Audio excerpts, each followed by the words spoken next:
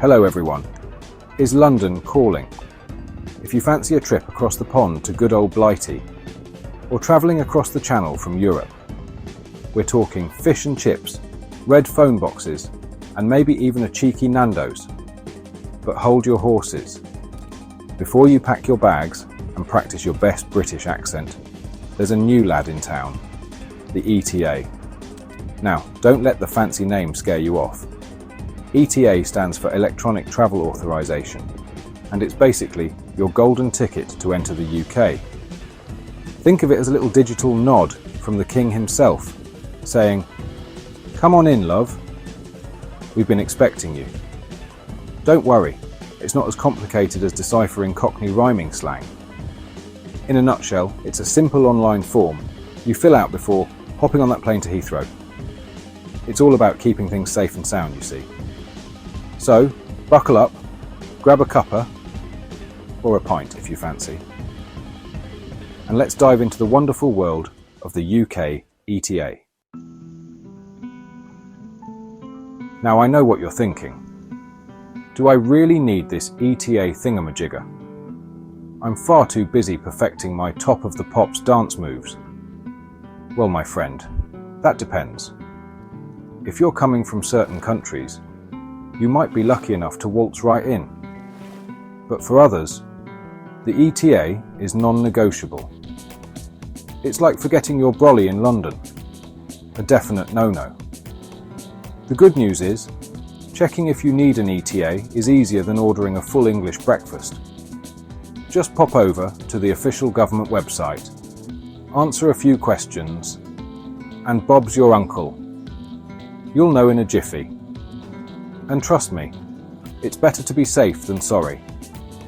The last thing you want is to be stuck at the airport, dreaming of double-decker buses while everyone else is off enjoying a pint down the pub. Right then, let's talk turkey. Or should I say, crumpets. Getting your ETA is a piece of cake, even easier than ordering a cuppa. And trust me, that's saying something. First things first, you'll need your passport handy. That little burgundy book is your best friend when travelling abroad. Then, head over to the official UK government website. None of that dodgy third-party business. The application itself is dead simple. Just fill in your details, answer a few straightforward questions, and pay a small fee. We're talking less than a tenner, mate. You'll probably spend more on souvenirs at Buckingham Palace. Once you've submitted your application, you'll usually get a decision within a couple of days. It's like waiting for your toast to pop up. But instead of bread, you get access to the UK. Exciting, eh? ETA hacks. Like having your bangers and mash, and eating it too. Now listen closely, my friends. I'm about to share some top secret ETA hacks. These little nuggets of wisdom will make your journey smoother than a perfectly poured pint of Guinness. First off, don't wait until the last minute. Apply for your ETA well in advance of your trip. You know what they say? Early bird catches the worm.